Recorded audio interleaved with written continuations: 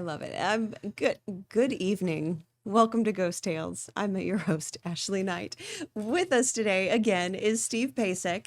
He is a theater director, actor, artist, Mhm. Renaissance man, Yeah, just jack of all one of trades. those. Yeah, we love one of those.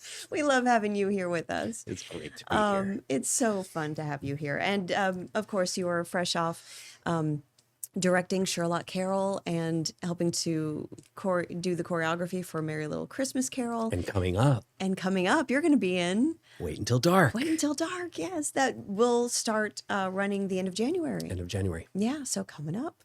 So I'm looking forward to that. Yay! And so you've been on our show before talking about creepy theater experiences when you have been guest artists at other locations and really creepy, scary type of ordeals that you've had. Yeah, This time you're going to talk to us about kind of more of a heartwarming yeah, experience that you've had. yeah. And one of them involves your papa, Yeah. your grandfather. Huh? First of all, tell us about what kind of man he was. Oh my gosh.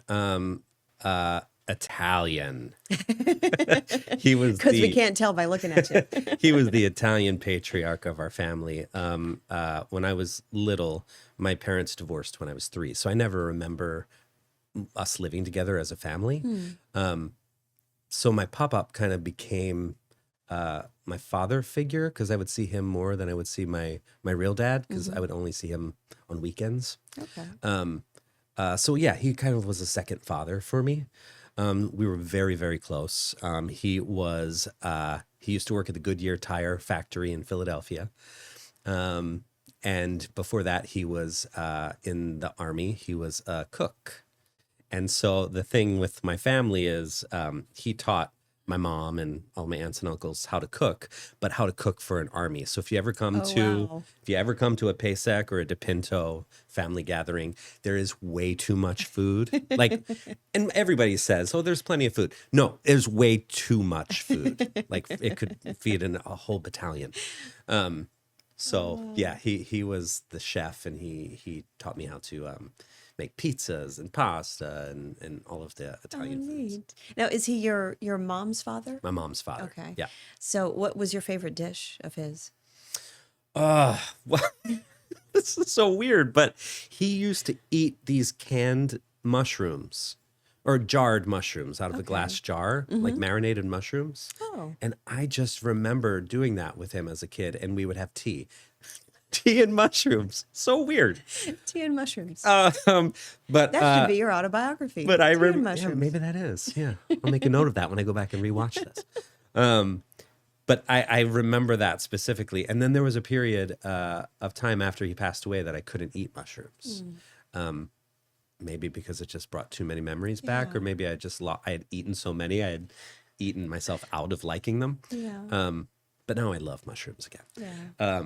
But also he would make big, the big traditional Italian sauce or gravy, if that's what you call it, with the sausage and the meatballs. And we would do that for family dinners on Sundays Neat. sometimes. Oh, I love that. Okay, so talk about have you had multiple experiences or just one of these? Tell Yeah, us about what he has come back to visit me in many different ways, but there was one in particular, very, very shortly after he passed away, where he wanted me to know, I think, that he was always going to be around. I may get emotional during this because we've it's got still tissues. it's still very close. Yeah. Even though this is back in high school when I was a sophomore. So this is 1993 or 1994. So this is back when I was just beginning my theater training. And I was doing a musical called Barnum, which is about P.T. Barnum. And Michael Crawford was in that yes. a while ago. Yeah. Yeah. Very good. I was playing Tom Thumb, Okay. the tiniest man on earth. And I think it was 2 or 3 nights before opening night that my papa passed away. And I remember very specifically being asleep. All of these stories are me in the nighttime. But very specifically hearing my mom wailing in the next room when she got the call. So I remember that sound, and then she came in and sat with me and talked to me and my sister for a while, and didn't go to school the next day or the next day, I think. But knowing that opening night was coming up, and of course my director, my choreographer, and all my friends in the cast were like, whatever you need to do, we'll figure it out. Don't worry about that. We're so sorry for your loss. So it was a heavy time. And again, he was like my second father, so very close, like very, very close. And I decided, after talking with my best friend, who was also in the show, that I wanted to do Go the ahead show. with the show. Yeah. Just give me something to focus on. And I love doing it. So it's like good energy. Yeah. And you'd be around people who support you. Yes. and- Oh my God. Yeah. Like hugely. And so get to the theater. And back in my high school, it wasn't a theater, it was the gymnasium. It's the gymnotorium.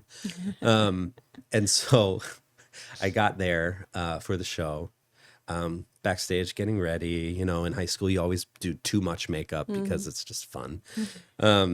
And so we're getting ready, and then I went to a Catholic high school, Lansdale Catholic, and so we would always do like a prayer circle before places. And that night, already emotional, obviously, and we went around the circle, and everybody wanted to acknowledge that we were going to do the show that night for my grandfather. Oh. And my choreographer, Mrs. Haim, said, I also want to let you know that we put your pop-up's name, Nicholas DePinto. This is where I might get emotional. We put his name on one of the chairs in the front row. Oh, wow. So just know that he is here, even though he's not here. We all know he will be here. And so so of course, I'm crying. I'm like, okay, I gotta get this out because I just gotta go on and do my thing. In the show, Tom Thumb basically has one big number, Okay. one song, Bigger Isn't Better. And at the beginning of the song, I am sitting in they built this huge chair to make me look very little. Small. And at the beginning of the song, the chair is facing upstage, so away Okay. from the audience. Right. And as the introduction is playing, two stage crew wheel the chair around, so I'm facing downstage. And all I remember is after they turned me around, right away I would have to start singing. I left my body because when they turned me around, I looked back to where like the spotlight was coming from, and the spotlight was operated by a student up on scaffolding because again, it was a gymnatorium. We didn't have lighting instruments. So they put a spotlight on the scaffold, and next to the scaffold, I saw the silhouette of my pop-up. He was just like a being of light, but it was his silhouette. He used to wear a fedora. Yeah. Clear as day, like outline was so specific, and he was just back there waving at me. I don't remember anything about the performance. All I remembered was looking at my pop-up waving at me and just feeling so happy that I got to that I got to see him again. Yeah. And that number is it's like a 3.5, 4 minute song, just me. And in it, I did back handsprings. I did like gymnastics as part of it. I did a back tuck off of the giant chair. Yeah. So like dangerous stuff that you have to Right. be present Right. for. Yeah. I don't remember anything. All I remember is doing my little shuffle step that got me off stage. That's when I came back into my body, was as I was heading downstage, right, to exit behind the curtain. That's when I remembered I dropped back into me. Yeah.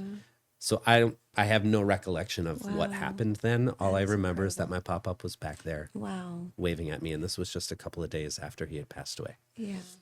When they said that he was going to be there that night, they all knew it. Yes, and he was. Yeah. We're going to take a quick break. we're going to talk a little bit more about your papa coming up, and we'll be right back. Stay with us.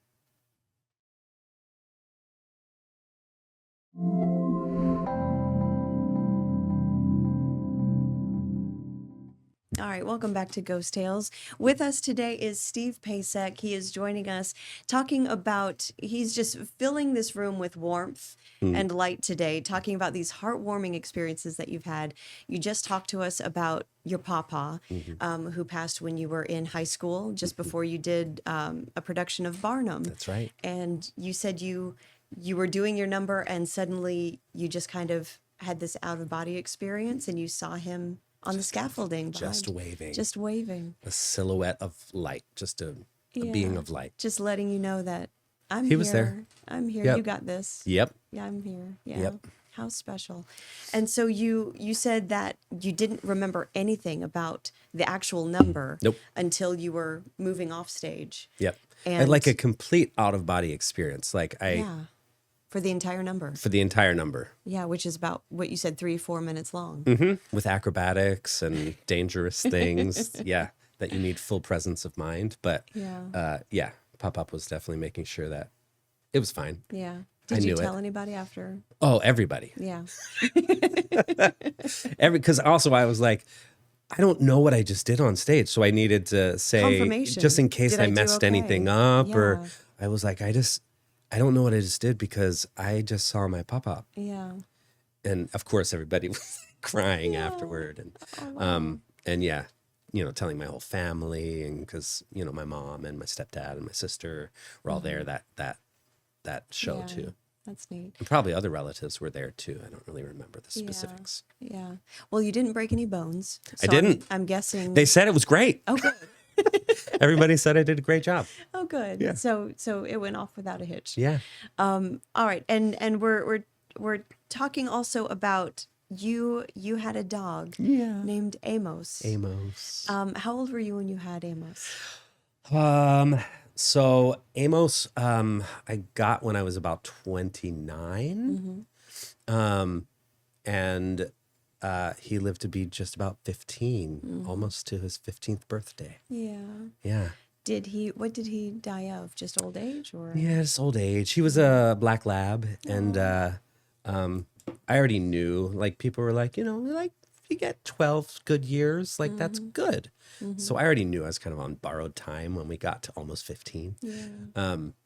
Yeah, I think just with the bigger dogs, things just start going wrong. Yeah. But yeah, and so this story is in my head today too, because my very good friend Jen Rose, who's a choreographer back in Philadelphia, she just had to put her cat down. And Jen was actually with me when I had to put Amos down.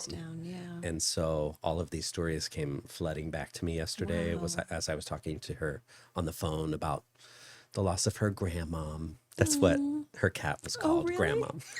Yeah. Because she was always like this little old lady energy, even from when she was a kitten. So she's like, I think your name is Grandmom. That can cause a lot of confusion. Yeah. Okay. Yeah. All right. That requires a lot of explanation. Yeah. Okay. So did you got Amos when he was a puppy? I got Amos when he was Sounds like. 3 months old. Oh, wow. Oh my gosh. And if anybody has ever had a 3-month-old Yes. lab, you know that they are boundless energy. Yes. And Amos was actually a puppy energy until he was 6 years old. Oh, So he was really? very youthful for many years. Okay. Yeah. Yeah. Amazing and how- awesome. How But big did he grow to be? at his heaviest, he was about 90 pounds. Oh, wow. So he was a big boy. Did he always think he was a lap dog, though? Always. Yeah. Yeah. I call him my lab dog because he would always do the lab lean. If he was Yes. standing next to you, he would put all of Yes. his weight against Like, your oh, legs. And he would Yeah. jump up on the couch. Yeah, just like he was a little chihuahua. But no, he was a very large lab. Yeah. Oh, goodness gracious. Okay. All right. We're going to have to take another commercial break. And when we come back, we'll talk more about Amos Yeah. and your experience Yeah. with him. We'll be right back.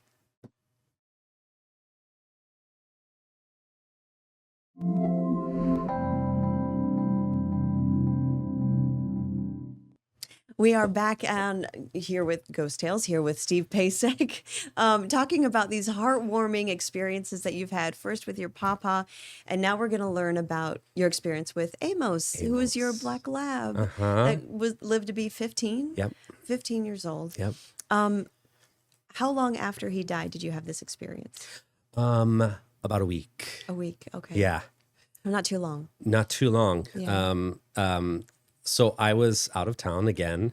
It's a recurring theme, as you're seeing. The life of an artist is usually away from home. Yeah. But Amos came with me on this gig. And I was out in Milwaukee. I was doing a production of Titanic, Oh. the musical. And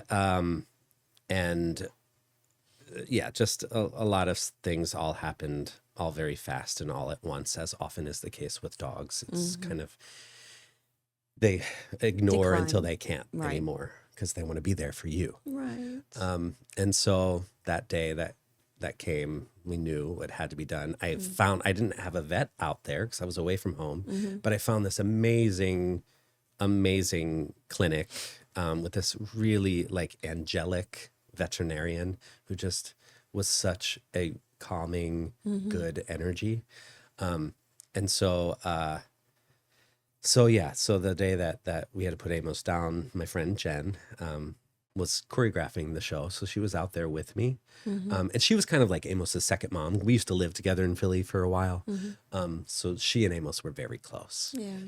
And so she was there with me. She came for that final day. And then, the emotional week of having to go back into the show. And my character in the show has to sing. I was playing Harold Bride, who is he's the wireless Marconi operator on the ship. And at the end of the show, he has to sing this song basically about saying goodbye to everybody. So I had to go in rehearsals and like do this and Oh my try to goodness. get through it while being so Yeah. emotional, having lost my best friend. And so anyway, it was a hard week. And then the vet had called back because they had Amos's ashes in his wooden box that they made up for me. Yeah. So they said it was ready to come pick up.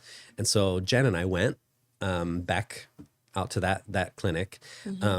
But before we got there, it was a little bit before the time that we had scheduled. So there was a Starbucks right down the street. So we were like, all right, let's just stop and get a coffee and drive up to the drive-through. And sometimes the people in the drive-through have a very specific energy sound. A lot of time it's like, what can I get for you? They're like Yeah. over their job. This was the exact opposite. The voice on the intercom was like extremely bright, extremely perky, extremely Yeah. jovial. And we were like sad. Right. So it was like, oh, okay, this is weird. But we put our order in.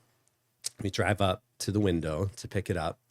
And I hand over my credit card to this girl who, let it be known, has rainbow colored hair.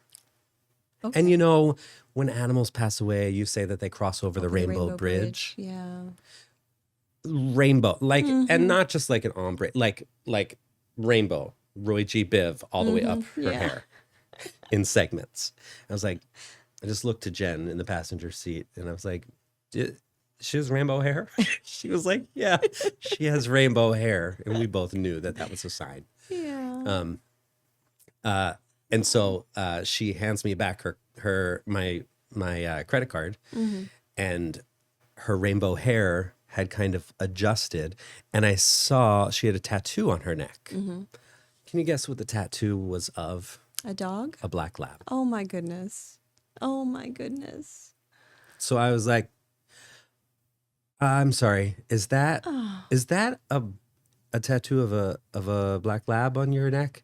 She was like, yeah, we just had to put my family's dog down a couple of weeks ago, so I got this in memory of her. Oh my goodness. I was like, yeah. we're about to go pick up the ashes of my black lab that we just had to put down. And she was like, oh my God, I am so sorry my for your gosh, loss. wow.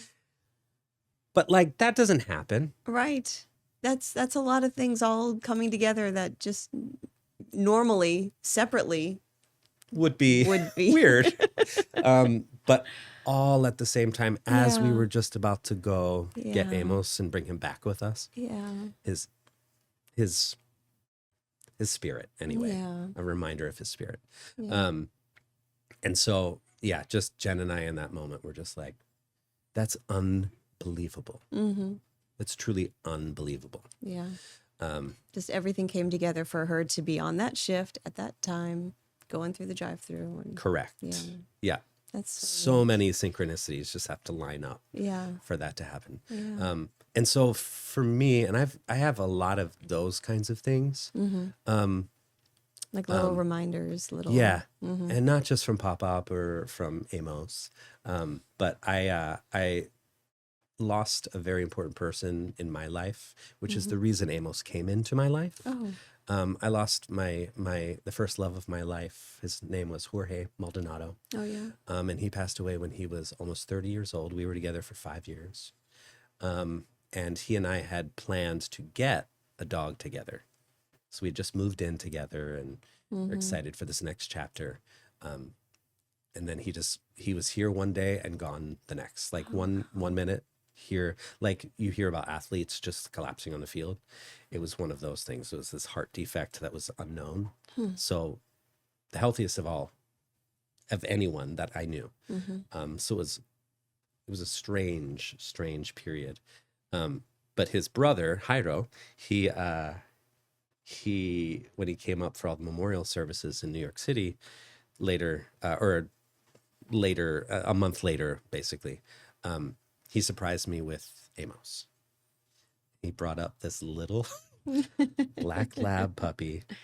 He's like, I know you guys were planning to get a dog, and I think it's maybe more important now than ever for you to have a dog. Wow. So he brought me Amos. So he was a gift.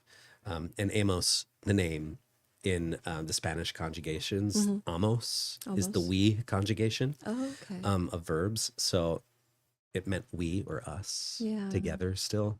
Plus like love, and that's a part of the root of it too. But Jorge also sends me these synchronicities. And so I come to believe that the synchronicities are these unexplainable things that some people would be like, oh, that's just chance or that's just circumstance. But it's not. Happening too many Yeah. times for it to just be Yeah. coincidence. Exactly. Yeah. And that's something that Jorge and I talked about, that kind of stuff a lot. So I feel like he was almost teaching me how to be able to speak that universal language, so that when his spirit knew he was going to be here forever, we would still be able to communicate, and I would still be able to understand when he's around. And so it makes only sense that Amos Yeah. Yeah. did the same kind of thing Yeah. after he passed, to let me know, hey, just look for the rainbows, look for the tattoos, look for the really kind people, Yeah. Oh my goodness. and there will be. So yeah, interesting, right? To talk about like on a show about hauntings. Yeah. Hauntings can be Well, this can be dark yeah. energy, but they can also It can be spirits that are lighthearted around and- us. Yeah. Yeah. As Heartwarming and- Sherlock Carol and A Christmas Carol are about that type of thing too. So especially at this time of year, we bring up, it means so much because so many of us have people that aren't at these celebrations with us, and so we remember them, and hopefully we can remember them with a lot of light Yes. and love. And going into the new year is a time for reflection Yeah. and looking back and remembering and yeah, keeping them with us always. Always. Yeah. Yeah. And it's nice when love they that. give us those little reminders. It's so nice. Yeah. And it sometimes happens when you need it the most. So kind of, you could be much. having a hard day and all of a sudden this little thing will pop up or Yep.